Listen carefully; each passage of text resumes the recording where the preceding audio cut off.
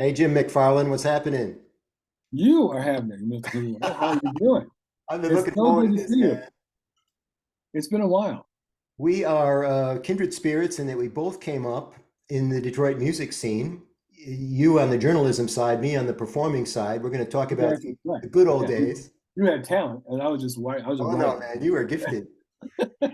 In fact, good things have happened for both of us, and we're going to talk about that kind of career life arc that just magically happens for us. Hmm. And along the way, we're going to do some name checking All and drop right. some names and talk about old friends behind their back. And maybe too, this would be a good chance for us, Jim, to reflect on some world affairs. You know, what's happening in music? Is music better than it used to be? It's certainly different than it used to be. Oh, amen to that. Yeah. So you were with the Detroit News for how long? 15 years. 15. And what Yeah. was this, primarily the 80s? Yeah, I started in '79. Yeah, so it was all through the '80s and midway through the '90s. And as you know, no better decade to be covering or in the music scene than the '80s. Oh, I always ask people, what's your favorite decade of music? And it has to be the 80s because it's when things went digital. Hmm. They got their marketing figured out. When you look back at some of the 70s acts, they were outstanding, but they just didn't have the panache that the 80s groups did. Well, especially the British bands. Yeah, they changed the whole with techno and all of that going on at the same time. Dance was still real prominent. You don't mind getting on the floor and shaking something. It's like, it was a great time. It was just a great time to be in music. What did you do before the news? Well, I worked for the Flint Journal for about a minute, and that was because I was between jobs, Okay. and no one goes to Flint voluntarily, but it seemed like a good idea at the time. And before that, I spent about 5 years at the Grand Rapids Press. Okay. I didn't plan to be a journalist or a writer, but I took communications courses at my alma mater, Hope College in Holland, Michigan. And when I was a senior, I didn't know what I wanted to do. So I went to my communications professor and said, "What should I do? What do you know?" Because, like when you're in college, you have the talent, you think you do, and you go places to apply for jobs and say, "Well, get some experience." And Yeah. so, where can I go to get experience to come back here? This is the lowest rung of the ladder I know. So I would go to my professor, and he would say, "Well, Jim, you're a fine writer, but you never came to class." So, oh. Well, so that's why you got a C. But if you came to, he was, as luck would have it, he was the managing editor of the Grand Rapids Press in Grand Rapids, Michigan. And he said, "Well, come to the paper, fill out the application, go through the process just to get practice. And, at least you'll know what to do if you ever actually get a job." So I went to Grand Rapids, did the thing, met the editor, met the publisher, had a nice day. Here's how God works.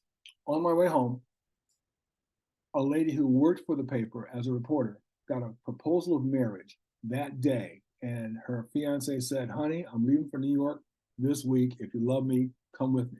She quit her job while I was driving home. Oh, When I got home, there was a message on my machine that said, "Could you come back tomorrow and let's talk?" Because my resume was on top of the pile. And I said, "Yeah, come on back." So that started my career in journalism. And I've been writing ever since. well, you must have figured out how to write because, and correct me if I'm wrong, but in your line of work, you had to really churn it out. Oh, no question. I was blessed to work for a editor in Detroit at the News. Clifford Ridley was his name, and he had come from a publication that was really big on live reviews. He was in, I think, DC, and they reviewed all kinds of shows. And so he looked at me as, "You got to do this. If you're the rock critic, cover rock." So it was not unusual for me to be in an arena covering something 3 or 4 nights a week, and then writing live reviews of that show. And that was, man, why am I not better? I was so quick in those days, Michael, because you get back to the office from the show about 11 o'clock, maybe 11:30. My deadline was 2 a.m. If I didn't have it filed by 2 in the morning, they couldn't run the piece. So I had to write my review in about 2 hours. And my motto in my mind was 2 hours, be brilliant. That's all, because you don't have a chance to, you don't really think about it. You can, and I take shorthand. Half the time I couldn't read my own notes. So I'm like, what did I say? What did I say? So I'm reading it with one hand, typing with the other. And yeah, so it was not unusual. I think we estimated 150 nights a year. I was in a concert hall somewhere covering somebody. So it was You it was about, great, but it was fun. Jim, it took you about as long to attend the show as it did to generate the article, the review, right? It took me longer to attend the show. I was at the show most times longer than I did. Because, if you're in Royal Oak, if you're at Pontiac, if you're at, out of town some way, you got to drive back to the office anyway.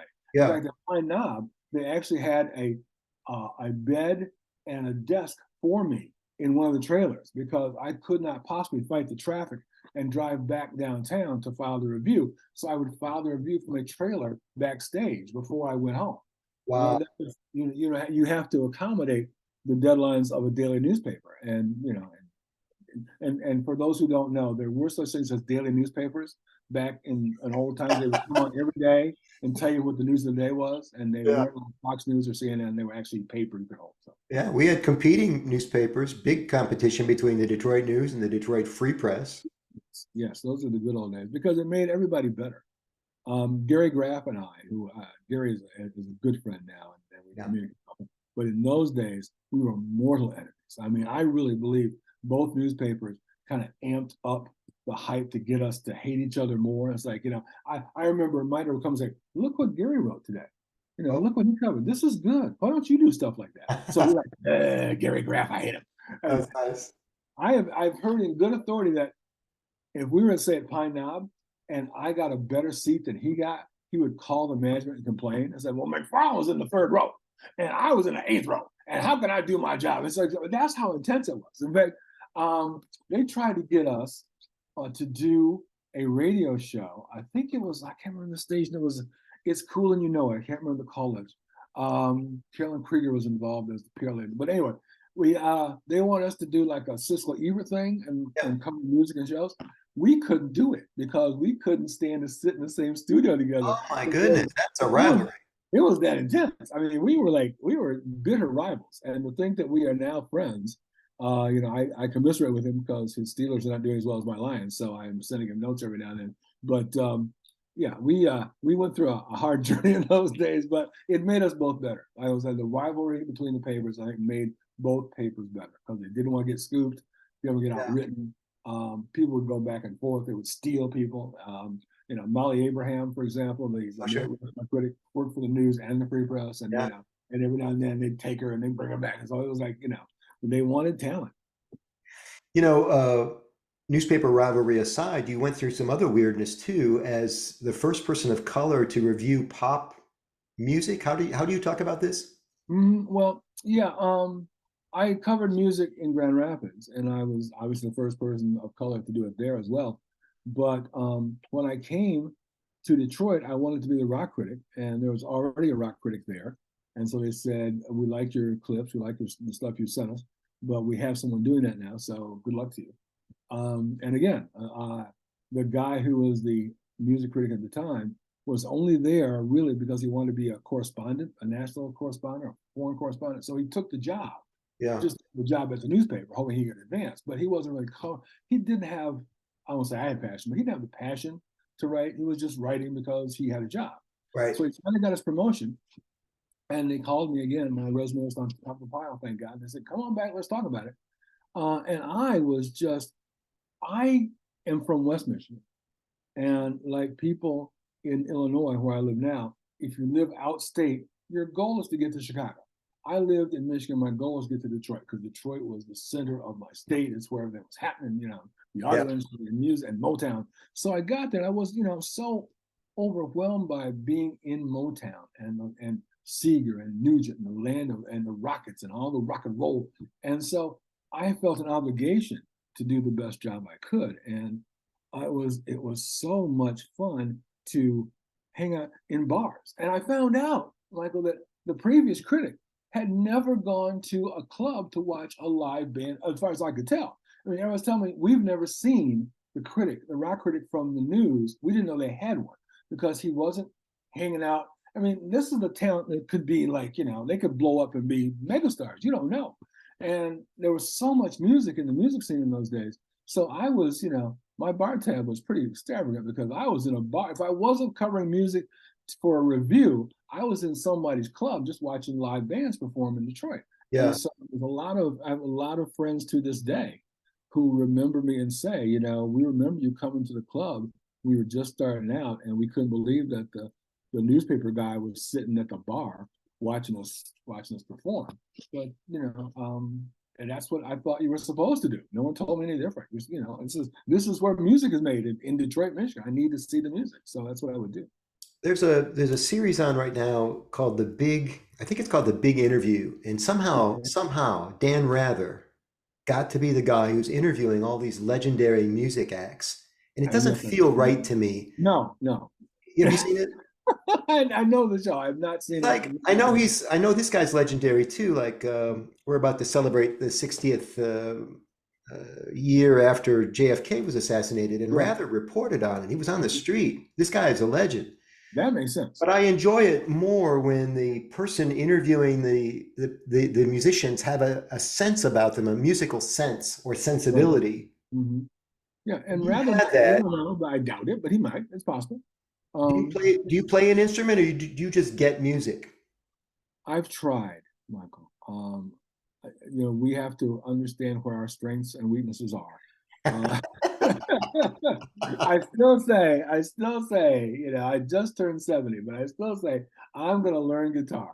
My wife looks at me like, yeah, It's not too late, man. yeah. No, never too late. It's never They too say late. ukulele is even easier. I got one in the closet. I'm Right? That That's the was first step. Get one in the closet. That's right.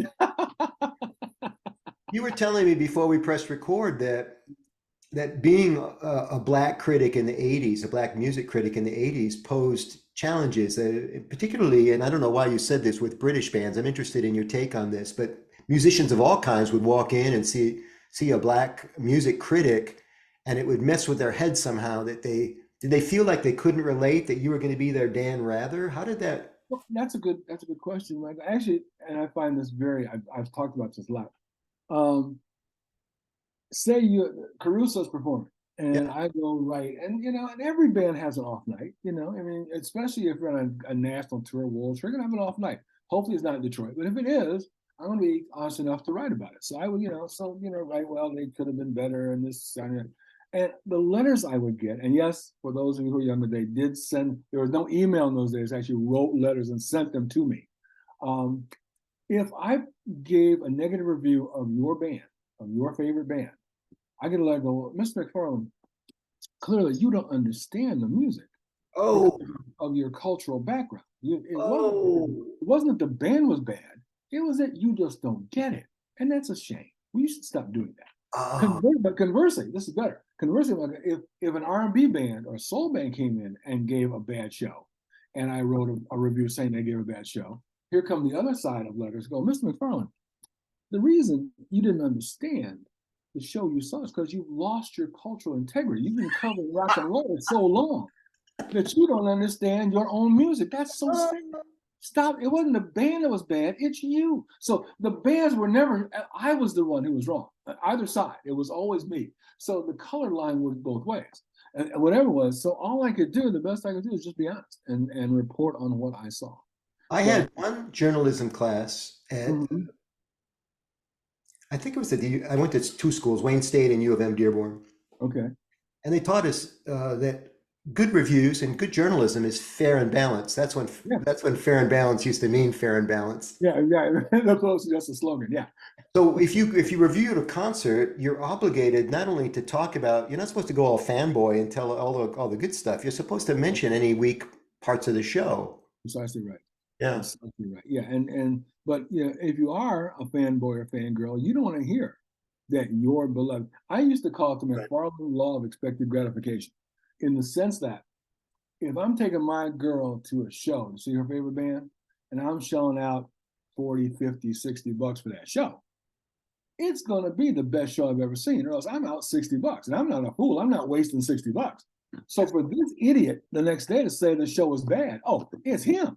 You're an Yeah. idiot. Gotta be I him. expect it to be great. And you should think, but I'm not a fan. I may be a fan, but I can't, as a journalist, as a reviewer, as a critic, I can't be a fan that night. I have to just report on what I see. And we may see things in a different way. It was always important. It was good. I always kept my ears open. In the role I'm sitting, I want to hear what other people were saying, thinking, asking. And sometimes that entered into, it expanded my mind sometimes into what I'm looking at or what I'm thinking. But as you know, it's not just going to the show. If I'm going to see Tom Petty and I don't have a Tom Petty background, I'm going to spend a few days, Yeah, maybe a week or so before that show, listening, reading, seeing what's going on in the tour, what other critics have to say, so that by the time I sit there, I'm just going, "Ugh." I really have some background in my mind as what I should expect to see. And 100%. if it doesn't come up to what I think it should be, I'm going to tell you about By the way, my wife does not understand that process. it. She's like, and same thing when somebody passes away, I go back into the anthology. I want to learn more about them. Let's Right. celebrate this person's life. She says, "Oh no, another person died. We got to listen to his music for another week." And what's wrong with that? I'd like to know. I mean, when we're celebrating a talent and a legacy, a life gone. Oh, She's just funny. teasing, I think. I hope. You got out of journalism kind of by accident. There was a seminal event, the newspaper strike in what year? 1995. Some years you never forget. It was Changed your especially life. well at that time, especially because I was a TV critic at the news at that point, and as it happened, we were in LA. One of the great perks of being a television critic is that twice a year there is a television association convention where you get to watch all the new shows coming up for fall or in the mid-season, interview the producers and the stars, and so it goes on for like a month. Yeah. 2 months out of the year, you're in LA. So I happened to be in LA when the rumors and rumblings of a strike were taking place. And I was praying so hard, oh Lord, please don't let me have to leave this hotel room in this swanky hotel in Pasadena, California, and fly back to Detroit for a newspaper strike. Please, I'm begging. But prayers were not answered. They went on strike. And in those days, my credit was so bad that they had to give me traveler's checks so I could afford to stay at the hotel. Oh, And wow. myself, I got the newspaper's money and I'm in the hotel. They can't make me come back. I could just stay here for the month and just hang. It was, I said, but praise God, logic overwhelmed and said, when you come back, and you do have to come back, you'll owe the paper this much money. You'll have no job. How are you going to pay them back for the money you're going to spend? I don't know. Okay, you got to go back. So I went back to Detroit grudgingly, and the strike dragged on for a long time, as you may remember. Yeah, it did. How Lives were many lost. how many interviews did you clock in your career? Do you know?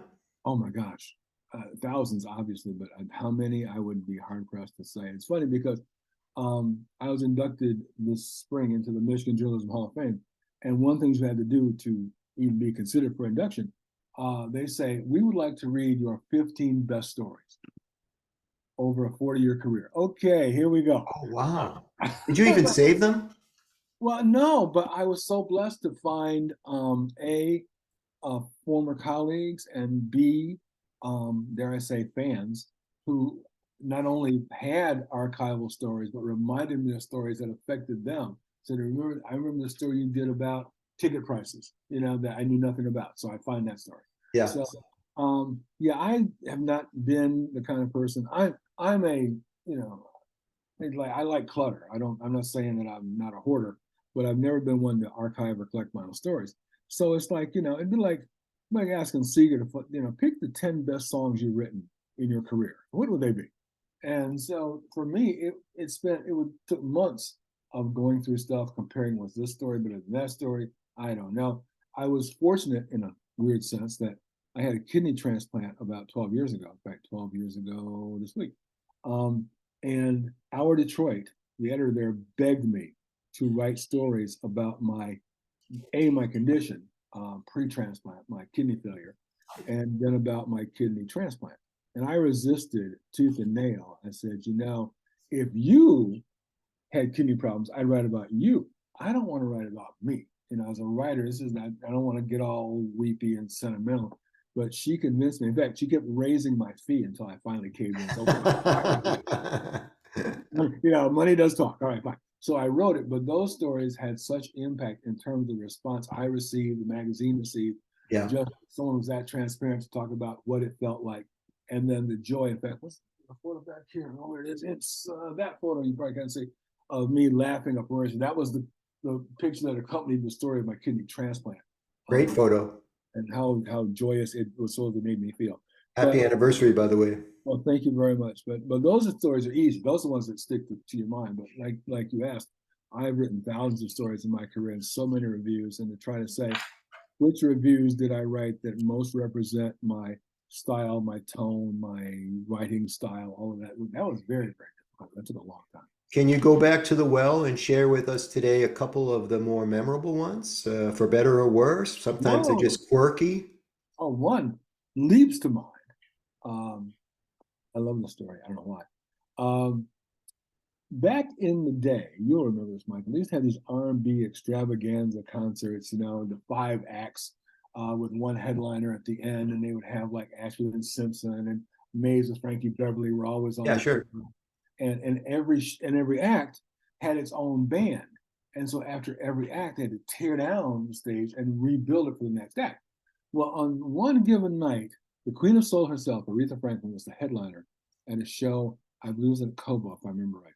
And all the acts came, all the acts went. And my roommate at the time, who worked with me at the news, his girlfriend was bugging him outrageously. I want to see Aretha. I want to go to the show. So he's begging me to get tickets. I said, well, Bob, what the hell? I'll do it. I'm going anyway. So I get 2 extra tickets, but of course they have to sit next to me because the tickets are a block. So I'm sitting there, and my buddy, my roommate, he enjoyed the grape a bit. So he smuggled some booze into the show and he's throwing it back. And we're watching 4 acts of Aretha. By the time the third act is on stage, my man is in the bag. And Oh, I'm like, okay, I'm like, I got a reputation here and my boy like falling down. So I'll be right back. And I went up in the press box so I would not be associated with this, drunken idiot. smart. Well, he misses me. He realizes after like the next show that I'm not coming back. And he says to himself, well, he must be backstage. So he walks backstage, Oh, and security guards, the men mount and they stop him. And he says, Jim McFarlin, I'm looking for Jim McFarlin. And he's shouting back, and they can hear him backstage. Well, they don't hear I'm looking for, they think it is Jim McFarlin. He's like trying to get backstage, like Jim McFarlin, I need to get backstage. So they throw him back, into the crowd. But now this sticks. So as luck would have it, Aretha comes on stage after midnight. She's clearly PO'd. She's the queen of the last act. Half the crowd's gone. Half that is there is like barely awake. There's yeah. no energy in the house. And she gives a lackluster performance, and understandably so. She sings about half-done songs and good night and walks up the stage. Well, what am I going to do? Next day, I write the review going, You have to write about it. you have to write about it. But Oh, to pan the Queen of Soul in Detroit, that's a suicide mission. I didn't want to do it, but I saw what I saw. So I wrote it. And the next morning, I think, the show was on Saturday. Review came out Sunday. Monday morning, I'm going to work. Going in the side door, going, and the security guard says, have you looked outside? I said, no, why? Look outside. I said, her brother, Cecil Franklin, Aretha's brother, and her manager organized a protest strike. There were picket signs outside the newspaper demanding my resignation. I must be fired because oh. the word came out that I was drunk. He would try to get backstage. He was drunk, and then he wrote a negative review of my sister. We can't have this. He must die. How did So, you prove your innocence? well, as it so happened, oh praise God, I sat in the press box with fellow journalists in the press box who saw me reviewing, and I dragged into the publisher's office. They were demanding to know if there was any validity to what Cecil was saying. I was able to call several colleagues who testified on my behalf and said, no, Gary Graff? no, not Graff. I don't know. That was a call I wouldn't have dared to make. No, he's in the back, all right. No, but I had some fellow journalists who saw me in the press box and could attest to the fact that I was writing my review and was not drinking. You So could get canceled for that shit today. you got canceled back then. It was touch and go for a minute. And Cecil, in fact, I wrote a blog about it years ago after Aretha passed. I said, I never got to interview Aretha Franklin, and here's why. And that was a seminal moment. You would Did think she grudged the rest of her life? not her. Well, although I've heard she did hold grudges, but it was Cecil. Cecil had poured all this negative power into her ear about that guy at the news. He doesn't like you, and he was drunk. And so I never got that opportunity, and it was especially painful after she passed away. Because you like to, if you live in Detroit and work in Detroit, you'd like to at least had a chance to talk to the Queen of Soul. Didn't happen. So that jumps out at me. If you ask me about stories that are memorable, that certainly is one that was. That's a great story. Never again. Yeah, he moved out shortly after that, or I did. We didn't stay roommates for long after that, as I recall. How has music changed? I mean, that's when you think about the technology itself, it's changed a lot. The marketing has changed a lot. Just think about Taylor Swift getting in trouble with her record company, or they got in trouble with her. Right. And she said, I'm just going to record all my stuff over again. That way I can own it. And she did. And think about that. Tom Petty had the basic same problem with MCA. And he was quiet for 8 months or 10 months because he had to get out of his deal. Prince had to change his name. Right. Warner Brothers. Mm-hmm. And Taylor Swift has all this power now, and she just says, no, it's not going to be that way. And the music itself has changed, Jim. There's no question. There's no question. I am not a Swiftie, but I stand in awe of that young woman. And yeah. I mean, she is a worldwide. The NFL has boosted its credibility and viewership because of Taylor Swift and who she's dating. She's like, somebody used to, you're a wordsmith, the term she-economy. Yes, yeah. When she tours, she raises so much money because there's so much dollars being, changing hands because of tourism and the tickets and the merch and the hotels and all that stuff. And having a movie of her concert tour while she's on her concert tour is a stroke of genius. And the movie sold out months before it was released. Yes, that's what I was saying. I mean, she blows my mind. All the Swifties who all went to the show, all then go to the movie to relive the experience of going to the show. It's circular. It's amazing. I'm just so in awe of her. I heard there was a guy who told me I can't believe he's the program director for a country station in Detroit. He said he has a very visible memory of her on the back of a pickup truck in her youth in Troy, when no one knew who she was, just playing her guitar, waiting for someone. She was waiting for someone to come out of a store or something, and he knew of her, knew who she was, and he has that vision of her as like basically a teenager, and to see her now as a billionaire who is actually controlling the flow of music in America. It's overwhelming. I'm stunned. I heard an interesting interview from Sting the other day, who was talking about how much music has changed, and I think it might have been Rick Beato on YouTube who breaks down these songs and why they're great and that sort of thing. And he said, can you articulate why music has changed? And Sting said, they're not writing bridges in songs anymore. What the Beatles used to call the middle eight. Yeah, that's true. And the bridge used to be a nice place to go to provide texture and contrast and reflection. Let the listener kind of meditate on what he or she has just heard as well. Yeah, and keep the song at somewhere close to 3 minutes. It's important. Yeah, like with everything else. Huh? Radio is a dying art, sadly. But it used to be very important to be able to have that song just at the right time, so that you could fill it to a break. I covered radio, as you may know, for a lot of years. I was on radio for a lot of years, and that served me in great stead because I was a DJ before I got to Detroit and became a radio reviewer. And because the folks on the air understood that I knew. It's one thing to write about something that is kind of foreign, but I had a show in Detroit for a number of years. I was on the air in Muskegon and Grand Haven and a number of towns in Michigan. So that was before I got to the paper, and so covering radio made it. But radio, as it used to be, no longer exists. There are still radio stations, but that golden age of radio. That's right.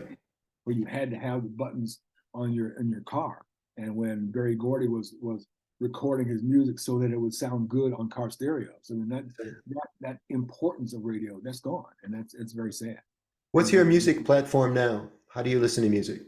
Good question. I don't stream a lot. In fact, I'm buried in the past. Really, I download stuff on Apple and just listen to the songs I want to hear. Okay. And what really blows my mind, Michael, is I'll be driving down Woodward, and I'll look at the marquee at the Fox or something, and preparing one night only, Al Al, and I go, who the hell is Al Al? I mean, these people, you see crowds lining the street, they're going around the block to see this guy. I have no idea who he Must is. be somebody. It's got to be somebody because he's selling tickets, whoever he is. But it's just, I I would be, and again, another reason I really admire Gary Graff is because he's still covering music, bless his heart, on a regular basis, doing a great job. And he has that great bridge of having a link to the past and also reviewing the artists of the present. Yeah. And he can make that comparison as to where where your influences came from. Sometimes I don't even know where their influence came from because, these music just kind of absorbs and soaks into the body. He's like, you guys sound like the Stones. No, you don't. Yeah, you do. You don't know it, but you do. It's like, so it's nice to have that kind of history. I remember Dave Marsh told me once that what you have that other critics don't have is experience. You have the lifeline. Yeah. People don't know, sometimes where their influences come from. But we all have a link to the past. And if you remember that link, it makes it easier to understand the present. But yeah, I've lost touch. I'll be the first one to admit it. No, I think it's normal for people to move away. I know that years ago when the Caruso band was on the road, we had some dead time, and this is when the Desert Island list was a hot thing, and I made a list of my 10 favorite songs. Mm-hmm. And it hasn't changed in 30 years. I mean, I'm not moving with the times, but my defense, music is not the same as it used to be. It's not nearly as interesting. That's what I say. Everybody's got their own opinion of this. Yeah, but your your age range when you're really into music, like from high school through college into young adult. That's for most of us. That's the cocoon in which our music lies. Yes. And for people now, same thing is true, but Yes. their cocoon is different. And yeah, I mean, the music that affected me when I was in my 20s and 30s is still my favorite music. I mean, when I walk my dog, I'm listening to stuff from the mid 80s, and every now and then a song will break through. I go, oh, I like that, because it strikes me as something maybe I heard in the past. But it's so rare that I hear a song that makes me go, oh, I'm adding that to the list. I like that. I mean, I'm still listening to, Prince and all kinds of folks from my era. Yeah, yeah. You talked about memorable reviews. It's not so much a review, but Prince, as you know, loved Detroit. Prince, next to Minneapolis, St. Paul, his hometown, he was in Detroit. And he says Detroit helped to break him, electrifying mojo, and a lot of folks. All right. Everyone got him off the ground. So he had a birthday party, a concert at Joe Louis. He started his started his concert tour that year at Joe Louis, and his birthday was that night. So of course I got to go see that. I got to cover that. And they had a boat parked in the river behind the arena that had been reserved for him to have the party. So the show goes, and and I really can't stay, but actually I was my girlfriend, the girl I was there was a working in promotions at a radio station. She had better connection than I did. She got tickets to the boat to the party. So I know I got a deadline, but I can't say no to my girl. She got the tickets and the party, so we'll go for a little while. Then I have to go to work. So I went back there, and parties, dancing, everybody having a good time. I see Prince across the floor. He sees my girl, who was quite attractive. I said, Miller. I see Prince dancing across the floor toward us, and I know, like men know, he's going to ask my girl to dance. Wow. What am I supposed to do? Hey, can I stop Prince from dancing with my girlfriend? What's a brother to do? So I looked at her, and God bless her, she looked at Prince and said, no, thank you. I'm with my date. Oh, that's lovely. To this day, I wrote a review. I was floating on cloud nine. It was the best show I've ever seen. That's terrific. My girl turned down Prince in front of me. I love it. I love the stories, man. You were so good for Detroit. You're not with us anymore. You're a little south of the border, yeah? I'm in Champaign, Illinois, because the woman who rescued my life and found me online works for the University of Illinois at Urbana-Champaign and makes a whole lot of money. And so, in fact, when we met online, and I was in Detroit in a real bad spot because my kidneys and everything else. And she said, she denies it today, but she said at the time, "Oh, honey, I love you so much. I will give up my high-paid, well-respected job at a Big Ten university, and I will come to Detroit to live with you." I said, "No, you will not. That's the dumbest thing I've ever heard. If anyone, it's me. I'm coming there, because I can write from anywhere, but you got a job." So, Yeah, uh, so I've been here for about 12 years actually, that's and another one of those life moments, isn't it? it really is. And again, you don't expect it. When I met her online, I had no idea where Champaign, Illinois was. I knew it was in the Big Ten. And they had eyes on their football helmets when we kicked their ass and sent them home. Yeah, It was either Indiana, Iowa, or Illinois. One of the three. We all had eyes on their helmet. We beat them badly. We sent them home and said, "Thanks for coming to the big house. Now go away." And that's funny. she was so pissed off. She said, "No, this is no." I said, "Shut from Illinois." Like, "That's fine. We don't care. Just come to the big house. We'll beat you and send you home. That's all we do." But yeah, I am now, orange and blue, goal line out stuff. But don't tell. I'm so glad things worked out. Tell everybody where we can find your writing these days. Like I said, I'm still working for the Detroit Metro Times, praise God, and I'm doing a number of things for Our Detroit. I don't think they mind me telling you this; they would know anyway. I am so blessed. Our Detroit magazine decided they want to do a profile on Dan Campbell, the Lions coach, and they could have asked anybody, but because the editors knew I was a huge sports fan and had followed the Lions since I was a kid, they asked me to write the piece. So Oh, it was like, "Jim, would you mind doing a profile on Dan Campbell?" I said, "Would I mind winning the lottery? Yeah, that's no problem." Um, you should hold out and see if they raise the price. That's the I'm game, right? very dumb. Uh, as it turned out, I'm like, I kept calling the Lions PR people, and they said, "Well, Coach Campbell is in season, and he doesn't want to sit down to do a one-on-one interview at this time." Oh, And I was begging. I said, "There's got to be a way. We got to make this happen." Finally, I said, "Why don't you do this?" It was the Carolina game at home. I said, they're playing Carolina on Sunday. Why don't you come to the game, sit in the press box, and then when the game is over, you can go to the press conference, and if you can slip in some questions for the coach, that's a good time to do it. So let me get this straight. You want to come to Detroit to Ford Field for free. Hottest ticket in town. I get to go in and sit in the press box with the media people and watch the game. Let me think about it. And my first response was to say no, because I'm a wedding officiant, as you may know, on the side. It's one of my sidelines now. And I had a wedding to do in the cornfield in Illinois on Saturday night. And my wife said, "You're an idiot. Do how many times you have to do the wedding, go to the game." yeah. Wait, yes, go to the game. You'll regret it for the rest of your life if you don't go to the game. So I did the wedding, got in the car, drove all night, got into Detroit like 6 in the morning. I was so upset to find that the Coney Islands were closed on Lafayette because I wanted a Coney, but at 7 in the morning, couldn't get one.